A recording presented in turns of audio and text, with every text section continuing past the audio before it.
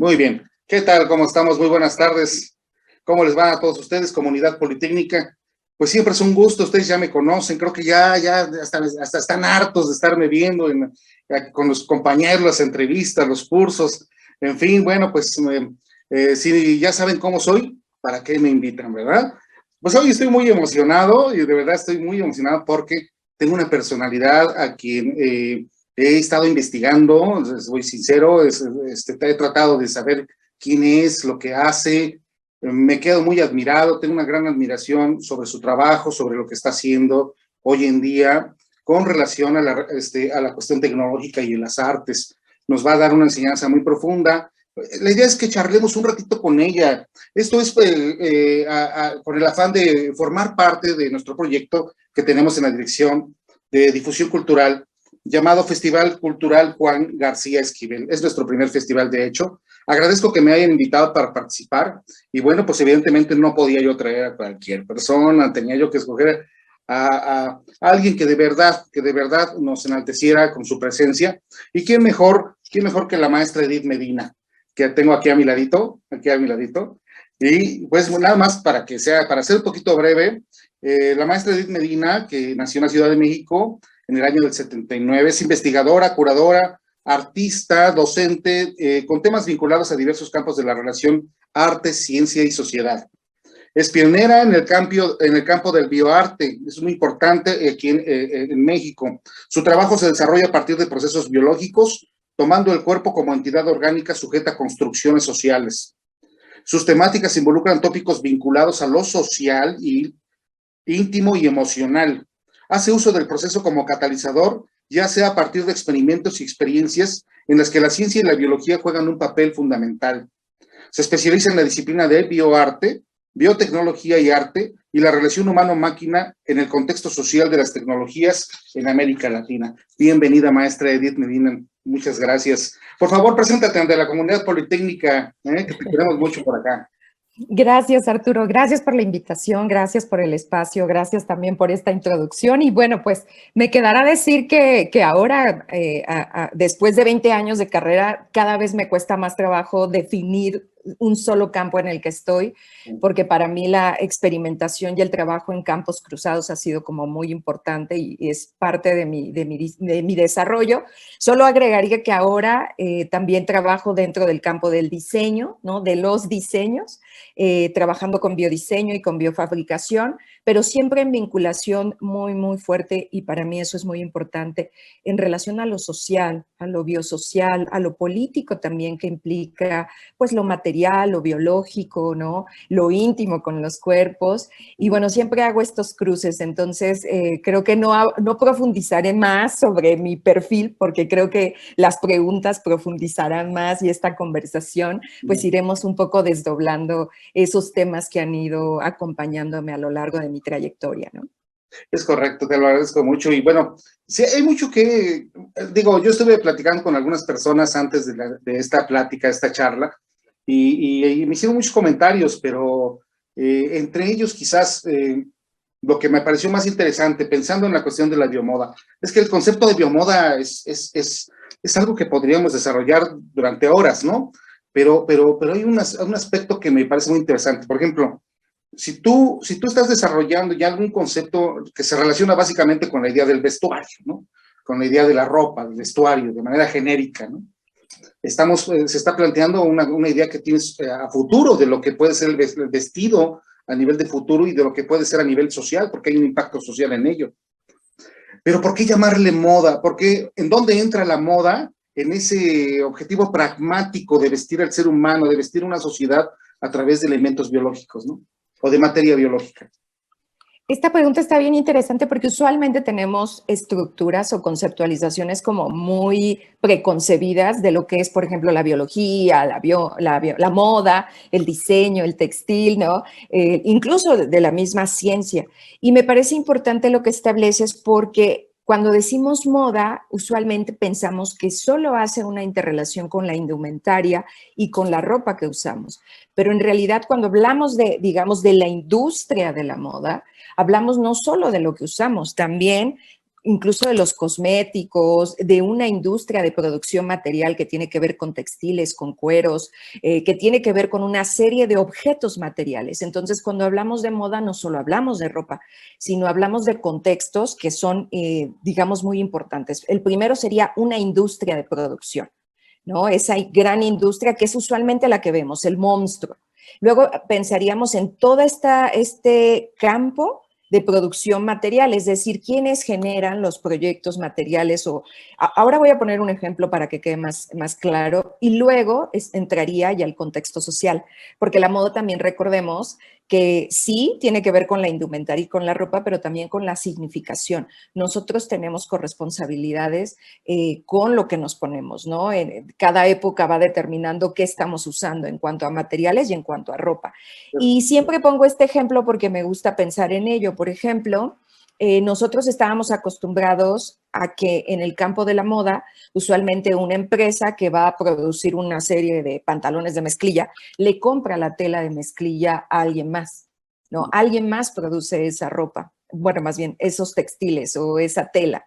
Pero ahora lo que está pasando con la biomoda es que las empresas se dan cuenta que en realidad no tienen capacidad de infraestructura para producción. Y entonces, este es un paradigma muy importante que va a cambiar la forma incluso de cómo se vincula la relación de producción de materiales.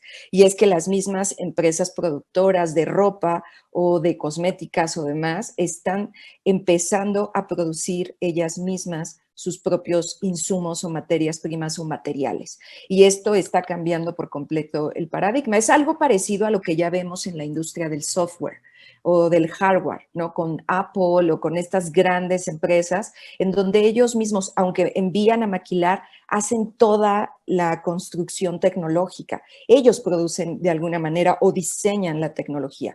Y esto es algo que no vamos a ver de manera directa todavía, pero ya está sucediendo. O sea, es decir, la biomoda no está ya solo considerada para los 5 años que vienen, sino ya está ocurriendo en este momento. Empresas como Adidas, empresas como Patagonia, ¿no? Empresas que ni siquiera tenemos todavía en el ojo como digamos, de visibles, están empezando a hacer sus propias producciones y sus propios laboratorios en donde están incluso cultivando hongos y cultivando materias primas biológicas. Ahora, cuando hablamos de biológico, tendremos que hacer 2 divisiones. Lo biológico, que yo, digamos, trabajo y colaboro con un sistema vivo, y lo biológico que modifico en laboratorio, ¿no? Y esto lo vamos a ver mucho, la modificación en laboratorio, ¿no? Sí, porque siempre me quedé con esta idea, desde que empecé a buscar sobre tu trabajo y esto, siempre puse a pensar, bueno, es que el concepto exactamente de moda siempre nos lleva como a como este sentimiento de efímero, ¿no? De la efemeridad, de estos planteamientos como los que hacía Lipovetsky, ¿no? Sobre cómo el contexto histórico lo dicta, o sea, y puede ser tan cambiante y tan variable como hay número de culturas, en el número de culturas, en el número de posibilidades de moda y de expresión, porque finalmente la moda es una expresión, ¿no? Y que tiene que ver con arte, con estética. ¿Cómo se puede ser sustentable y estético al mismo tiempo? O sea, eso es lo que es una pregunta que tengo. ¿Cómo ser sustentable y no alejarse del arte? Bueno, pues yo lo que creo es que habría que también cuestionarnos mucho la idea de sustentabilidad. ¿Qué entendemos por sustentabilidad? Yo siempre voy mucho a cuestionar los conceptos porque tenemos una geopolítica del conocimiento muy compleja en la que hemos crecido con conceptos también muy, muy acotados. Entonces, yo más bien pensaría que las biosemióticas de los contextos naturales, yo nunca hablo de naturaleza, siempre hablo de contexto natural, porque la naturaleza es una construcción humana. Entonces, dentro de esa construcción humana, pues a veces se quedan una cantidad de cosas afuera. Entonces, hablo de contextos naturales. La naturaleza es al mismo tiempo visualmente atractiva, incluso en sus estadios más violentos o más, porque siempre tenemos esta idea romántica de que el contexto natural o la naturaleza para algunos es como todo bello y en realidad no es así. Incluso sus dimensiones más, digamos, agrestes son visualmente atractivas, ¿no? Entonces, a mí me gusta mucho hablar de la biosemiótica, de esta significación de lo visual que tienen los contextos naturales de manera, pues, casi que fluida. Y luego cuando pasamos a los contextos del arte o de los ámbitos artísticos, en realidad lo que nosotros hacemos es como expresiones dimensionadas de eso. Ahora, ¿cómo ser sustentable en el sentido de tener menos impacto, digamos, de huella ecológica o de impacto incluso en sistemas vivos? Bueno, es que creo que aquí tenemos que ir como haciendo un desglose de para qué. A mí me gusta mucho la pregunta ¿para qué? De para qué hago esta pieza, para qué es la intención, cuál es, porque digo, nos ha tocado ver piezas que son bellísimas visualmente, pero que cuando empiezas a ver todo el contexto, pues dices, bueno, pues ya se salió del bello y ahora es como una pieza que puede ser como muy impactante ecológicamente, pero creo que son dimensiones distintas, ¿no? Yo pensaría más bien que lo biológico, el contexto natural tiene una imagen, una visualidad, una construcción visual dada y que nosotros cuando hacemos piezas a través de ello, digamos, hacemos una representación de eso, a veces lo visibilizamos, a veces esas visualidades no son tan obvias y entonces lo que hacemos pues es hacerlas más visibles. Y siempre recordemos que las herramientas que usa el humano para poder visualizar a los contextos biológicos o naturales son representaciones. Entonces, por ejemplo, lo que vemos debajo de un microscopio es una representación de una célula. No es que sea la célula per se, es que es una representación. Y a partir de eso podemos hablar de significaciones en vinculación a la comunicación, a la belleza, a lo estético, a lo visual, ¿no? Y en ese sentido ya ir haciendo como desdobles hacia cómo hacerlo sostenible, no solo en el sentido de huella ecológica, sino yo hablaría más de cómo hacer sostenible en ámbitos artísticos nuestra relación con los sistemas vivos, ¿no? Cómo establecemos comunicación y no establecer estructuras colonialistas o de dominación con respecto a los contextos naturales y biológicos, ¿no? No sé si estoy precisamente contestando la pregunta. Sí, sí, sí, claro que sí. ¿No? Y de una manera ejemplar. Dentro de esta biosemiótica, nosotros también estamos inmersos, formamos parte de este contexto finalmente, ¿no? De este universo. Hablamos de lo sostenible como tal. Yo pienso, ¿cómo Edith Medina, o sea, así de una manera muy coloquial te lo voy a decir, así como cuando vemos la historia de Alicia en el País de las Maravillas, ¿no? Y se encuentra con todos esos seres del bosque y todas estas situaciones. Y es un mundo particular, un mundo de onírico, es un mundo creado por su propia intelecto y cómo Edith Medina visualiza su país de las maravillas en biomoda. ¿Cómo lo ve a futuro? Ya no hablemos de esos 5 años, como bien lo dices, ok, ya forma parte de una realidad actual, pero tú ¿cómo lo ves a futuro? ¿Cuál es el paradigma que ya ves formado en este proyecto? A mí, bueno, si me lo preguntas desde Edith Medina, yo tengo, Edith Medina tiene un especial gusto por lo biológico y por las bacterias, ¿no? Y por los microorganismos. Y yo como veo el proceso de biomoda completamente involucrando, y ya de hecho sucede, a los microorganismos. O sea, son el siguiente paso. En realidad siempre han estado presentes en nuestra vida, pero ahora es como una visibilización muy fuerte. Entonces, vienen microorganismos que nos están enseñando, y de verdad que es así, a trabajar y colaborar con ellos, porque es muy distinto pensar que quieres hacer un fermento. Yo lo veo mucho en mis talleres, ¿no? Entonces, mis alumnas se meten a los talleres y alumnos se meten como de, quiero hacer textiles bacteriales, pero en el momento que comienzan, hay una interrelación que hay que establecer, y es el pensar a una bacteria, el pensar a un sistema vivo que, estando vivo, está generando un material. Y entonces eso cambia paradigmáticamente toda nuestra relación con lo que estamos trabajando, porque los humanos estamos muy acostumbrados a tener todos como ya procesado, pero cuando trabajas con vida, tienes que replantearte muchos elementos, procesos, condiciones. Y entonces, desde Edith Medina, los microorganismos, que es algo con lo que he trabajado desde el inicio de mi carrera, o sea, siempre he dicho que el futuro tiene que ver, o sea, está relacionado y está vinculado a los microorganismos, ¿no? O sea, básicamente a cuestiones incluso de biología sintética, pero sobre todo a los microorganismos, bacterias. Y eso es lo que vamos a empezar a ver mucho, ¿no? Síntesis de laboratorio vinculadas a los microorganismos. Y del lado de quienes estamos a lo mejor no metidas o metidos todo el tiempo en el laboratorio, lo que estamos haciendo ahora mucho es justo regresar y empezar a generar nuevas colaboraciones con hongos mucilaginosos, bacterias que fermentan, muchas levaduras, ¿no? A mí me encantan las levaduras de verdad tienen un talento maravilloso y un potencial maravilloso para poder procesar diversidad de materiales. Entonces, Edith Medina lo ve cercano obviamente al ejercicio del trabajo con microorganismos, y en ese sentido un entendimiento completamente distinto de la realidad y de nosotros y de nosotras mismas, ¿no? Entonces, digo, no por algo esta última nota que sacó El País hace unos días, que dice que la siguiente crisis que tendremos tiene que ver con las bacterias resistentes a los antibióticos. Es decir, viene un momento importante, ¿no? Con bacterias y microorganismos.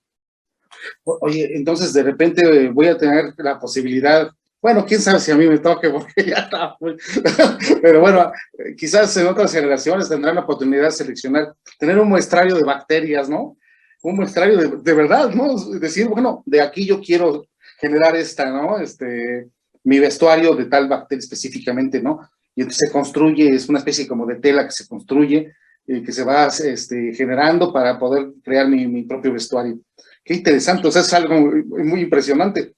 De por sí ya hay una estética, o sea, hay una belleza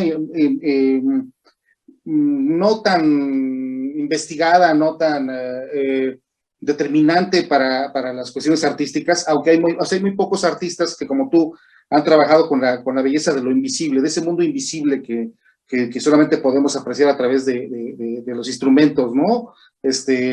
Pero así como hay macro, ¿no? Existe el micro, y en estas dos como relaciones o como mundos que todavía no podemos percibir, que no hay percepción real, del cual no tenemos una educación para comprenderlo, sí hay una belleza inmediata.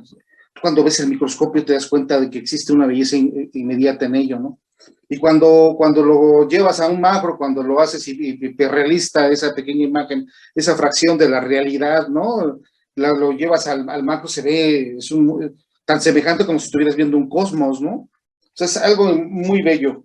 Llevarlo al vestuario, producirlo hacia el vestuario, la verdad se me hace una visión a futuro muy, muy, muy importante.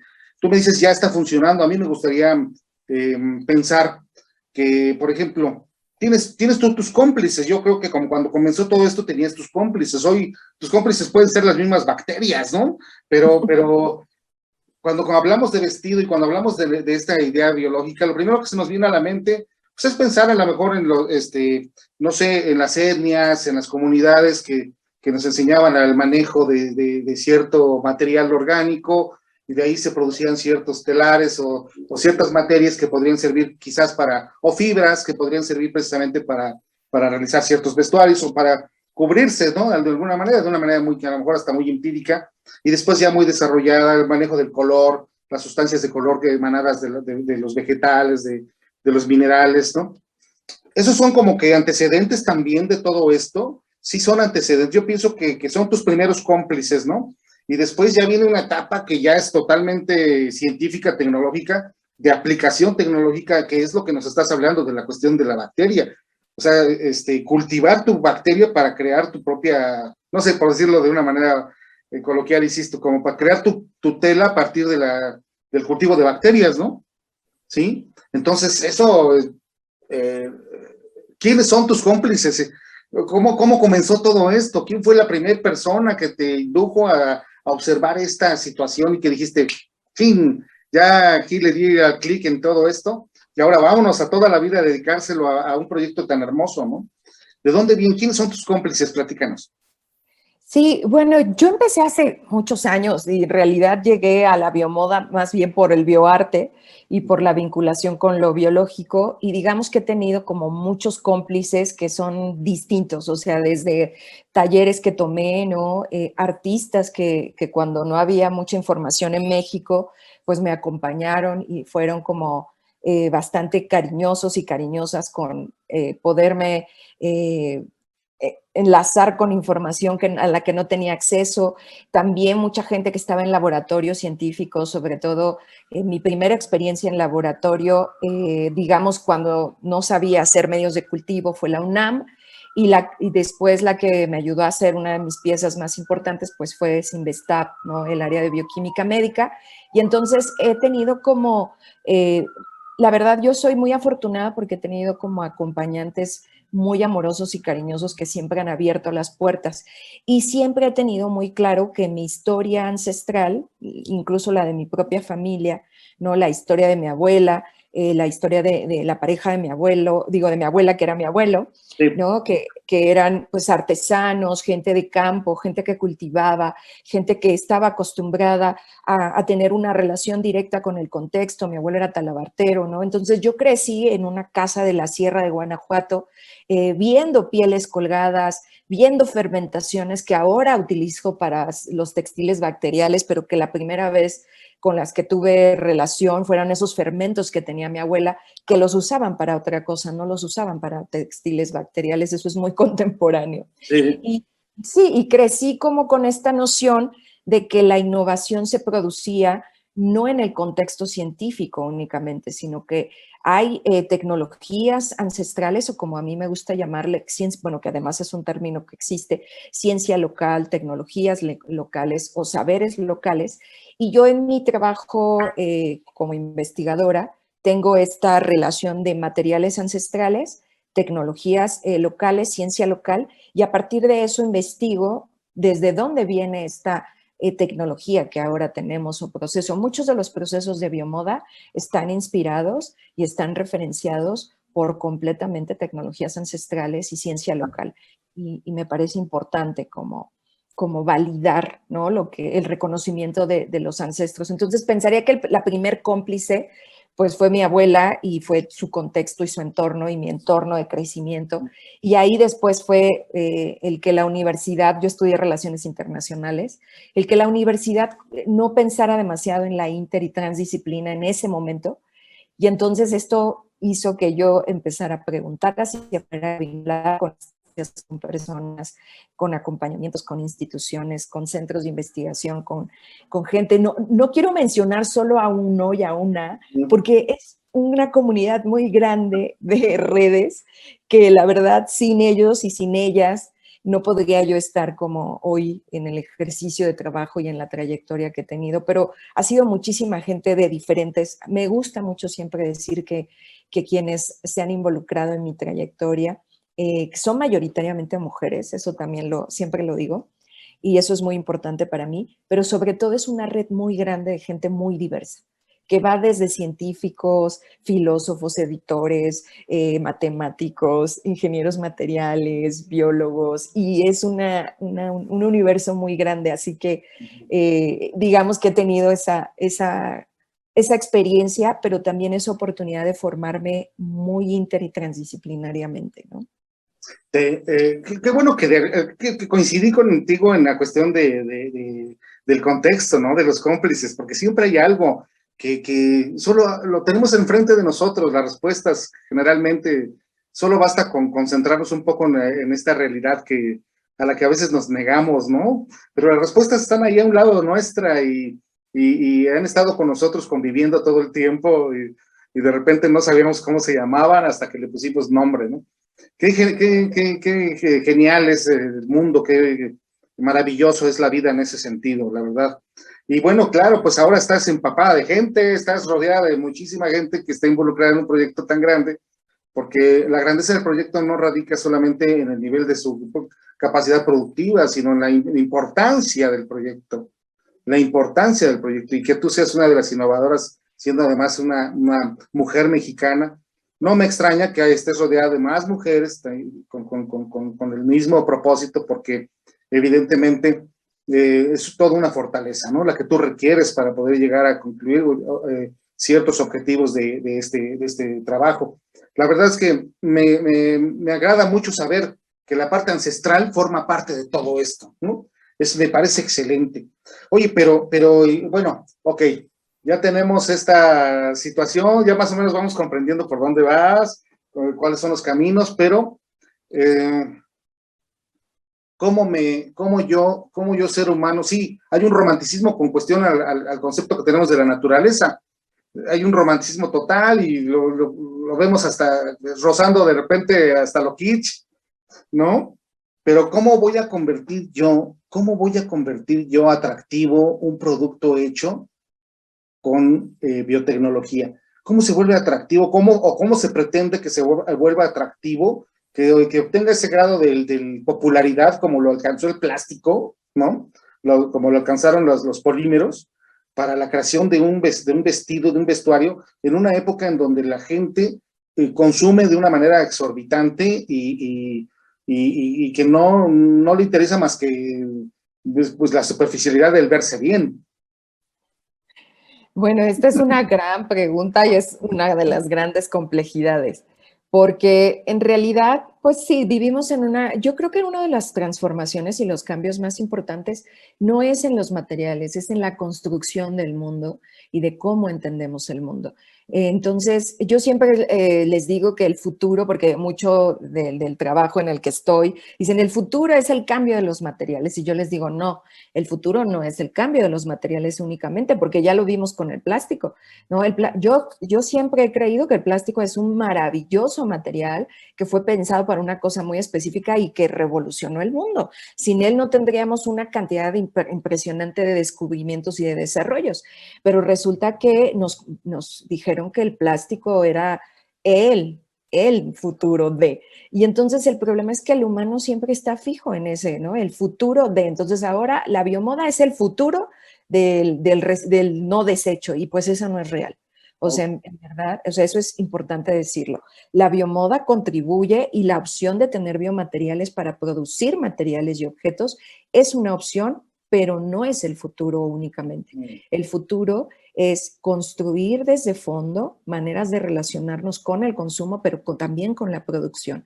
Y hay otra cosa que también creo que esto que acabas de decir, Arturo, es muy importante. Hay que quitar también de la atención, digamos, la atención y la atención, las dos, de que el consumidor es el único responsable de que el impacto que tenemos de consumo cambie. En realidad esto es mucho más complejo. Me encantaría pensar que esto es muy simple, pero no es así. Y yo siempre lo divido en tres elementos, ¿no? Gobierno, empresa, ciudadano. Si estos tres no generan cambios y transformaciones, pues evidentemente tenemos lo mismo y aunque yo consuma menos, esto es muy paradigmático y cuando se los digo a mis alumnas entran mucho en crisis, en el sentido de decir, entonces, ¿qué hago?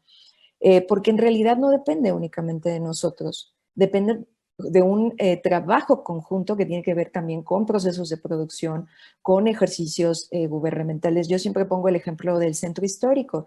El estudio está en el centro histórico de la Ciudad de México, en calles conflictivas del centro histórico, y para que aquí funcionara la recolección, funciona la recolección de basura, pero nunca funcionó esa recolección de la Ciudad de México que decía lunes tal cosa, martes tal.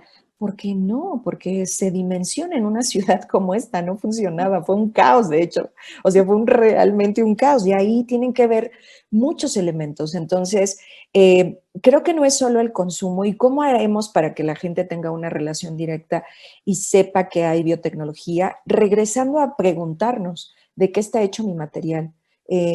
Tenemos materiales y desde ahora, desde hace 10 años o más, que tienen una impresionante cantidad de biotecnología en sus desarrollos, pero no lo sabemos. Por ejemplo, toda la ropa deportiva de Nike, Adidas y todas estas empresas, North Face, Patagonia, son telas que están probadas en laboratorio y que tienen procesos biotecnológicos en donde por eso se mantiene la transpiración, te mantienen tibio, cálido y demás. Entonces, creo que en principio, sabiendo que hay un proceso de implicación tecnológica. Siempre pongo, pues nosotros tenemos un teléfono, pero no tenemos ni idea de cómo se produce el teléfono. Entonces, justo si no sabemos qué implicación tiene, pues obviamente esto es complejo. Y otra, y a mí me parece muy importante, es masificando las producciones de. Es decir, ahora los productos que tienen mucha tecnología biológica todavía son caros. Y eso hace que una comunidad muy pequeña los pueda consumir, ¿no? Entonces, y también tenemos que tener claro que hay comunidades específicas, pero hay ciertas cosas que podrían ser mucho más económicas para que la gente masivamente las pudiera consumir. Eso no va a suceder en 5 años. Eso va a suceder, pero en unos años, como con todas las tecnologías, con la computadora, con el GPS, con las videollamadas, que hasta que se vuelven masivas son más económicas, ¿no? Entonces va a pasar exactamente lo mismo porque la historia nos marca cómo funcionan las tecnologías. Entonces sí sucederá, pero no sucederá ahora, ¿no? Entonces no va a suceder, quizá a lo mejor a mí tampoco me toca verlo, Arturo, entonces espero que sí, pero pero me toca construir camino, que es lo que yo digo. Quizá no me toca verlo, pero me toca construir camino y en ese sentido, pues sí, el compromiso es muy real en el que estamos haciendo investigación y trabajo pues para ese camino, sea que nos toca verlo o no nos toca verlo, ¿no? Pero creo que hay como muchas capas para poder responder de manera como muy específica esta pregunta. Por el momento es complejo todavía, porque muchos de estos proyectos todavía están en una fase, prototipo, 2, los que ya están saliendo son caros, ¿no? Claro. O sea, nos encantaría decir que no lo son, pero sí lo son, ¿no? Hay hay tenis, ¿no? Que tienen la suela ya hecha de materiales orgánicos, ¿no? Que se ven hasta como una esponjita así raras, es diferente a las que comúnmente conocemos. Ya no son solo el plástico, ya son, y lo dice, digo, cuando te lo venden te lo están expresando, que están hechos con esta cuestión tecnológica, de biotecnológica, y bueno, sí han transformado, por ejemplo, la industria del vestido para el deporte, del vestuario para el deporte, que es de lo más avanzado que existe. Sabemos que la tecnología que se utiliza, el manejo de la ergonomía, entonces es impresionante, o sea, creo que ese es de lo más, lo que tiene más visión en lo que se refiere a la producción de la moda, ¿no? Edith Medina, ¿qué prefiere? ¿O qué tomaría primero? ¿La utilidad o lo estético? ¿Lo útil o lo estético? Uy, wow, qué gran pregunta. Porque yo sé que tú tienes dos, estás bifurcada, porque eres una mujer artista, pero al mismo tiempo eres una científica. Entonces es importante que nos contestes. Yo, pues me voy a ir en medio. Yo escogería la significación y la vinculación de ambas, porque creo que cuando hacemos la bifurcación tenemos que elegir a una o a otra. Y algo que yo siempre digo es que funcional no quiere decir feo y feo no quiere decir no funcional. Claro. ¿No? Entonces, y además que tiene una significación importante en el contexto en el que está. Entonces, si tuviera que elegir y me vieran así, yo diría, pues perdón, pero me voy a ir en medio. Algo estético que al mismo No se tiempo vale, no se vale. sí, sea funcional, porque creo que también un poco en objetos de diseño, uno de los problemas es que justo si son bellos, a veces no son muy funcionales. Y a veces también hay como, es muy funcional, pero no atrae, ¿no? Entonces, creo que por ahí pienso que ese equilibrio es algo importante. Y claro, por un lado, esto es importante lo que acabas de decir, Arturo, porque a veces yo misma tengo debates importantes en mi cabeza, ¿no? Entre incluso en este ejercicio de lo racional y lo subjetivo, porque hay cosas de relación con los sistemas vivos que a veces entran en un contexto subjetivo, ¿no? Y entonces, estos cuestionamientos de que estás estira y afloja, son complejos, pero siempre procuro tener claro el para qué lo estoy haciendo y el objetivo del proyecto, para no tener que estar, me pasó con el proyecto de Lágrimas, ¿no? Al trabajarlo con un equipo científico, las preguntas entre el para qué científico y el para qué como proyecto artístico, Claro. uy, eran unas conversaciones y juntas intensas, ¿no? En donde Sí. había pero yo aprendí mucho este proceso, aprendí también a dimensionar hasta dónde y qué no quiere el artista Edith Medina, ¿no? O sea, a lo mejor la artista Edith Medina no va a ser un descubrimiento científico, pero podría, pero la pretensión de la pieza no es ser un descubrimiento científico, es hablar de la integración sociobiológica de una lágrima y con ello, digamos, las racionalidades y la subjetiva, o sea, todo lo subjetivo que se produce en esa interrelación y que produce tensión. O sea, por eso hablo de la intimidad con lo biológico, porque produce tensión, ¿no? Entonces, me gustan esas tensiones. Pues mira, la pregunta es, yo sabía que te iba a gustar porque pues te bifurcas completamente en un proyecto como este. Y si tienes las dos raíces, además, pues evidentemente siempre va a haber una lucha dentro de tu contexto personal, ¿no? Pero bueno, pues creo que nunca dejará de existir el momento en el que estén aparentemente paralelas y al mismo tiempo tan separadas, ¿no? Tan lejos y tan cerca, se dice, ¿no? Y porque el arte, pues, al final de cuentas, pues no busca o renuncia a esa utilidad. Y sin embargo, el objetivo que se tiene, aunque no es estoico, aunque se está hablando muy claramente ahora, y esto me agrada mucho saber, que lo que se está generando es una opción, no la única opción, ¿no? Y eso es fabuloso, porque eso sí habla de futuro, porque el futuro es opcional, y creo que debe de ser opcional siempre. Es la oportunidad de crear una opción más dentro de ese espectro gigantesco de selección que pueda tener el ser humano, ya es una aportación poderosísima, poderosísima para nuestro, ¿no? Pues para la humanidad misma, ¿no? Eso es algo muy plausible y te felicito por eso. Pero bueno, antes de que nos despidamos, por favor, si estuviste en el Sinvestab, no, ya ahorita ya, mira, en este momento te declaramos parte de nuestra comunidad politécnica, ya, Gracias, gracias. ¿no? Me dieron permiso de declararlo y vamos a tener muchos otros proyectos, te vamos a invitar, ojalá nos quieras apoyar. Nos gustaría que en este momento nos dieras unas palabras para nuestros jóvenes de la comunidad politécnica, de todas las carreras que tenemos en el instituto. Algunas palabras tuyas para ellos. Pues algo que me gusta mucho siempre decir es que carrera no es destino. Y esto es muy importante, porque cuando yo estudié relaciones internacionales, alguien me dijo, no puedes hacer ciencia o no vas a poder dedicarte a otra cosa. Y yo siempre digo que los conocimientos que tenemos previos son conocimientos, son herramientas y son medios, pero que si quieren vincularse con otras disciplinas, pueden hacerlo, hacer maestrías, posgrados de especializaciones, adelante. Por eso me encanta decir que carrera no es destino y que busquen en la curiosidad. La curiosidad siempre nos trae procesos, elementos y cuestiones importantes. De hecho, el conocimiento no existiría si no hubiera curiosidad. Así que sean curiosos y no esperen también que la universidad les dé todo, ¿no? Entonces, eso es muy importante.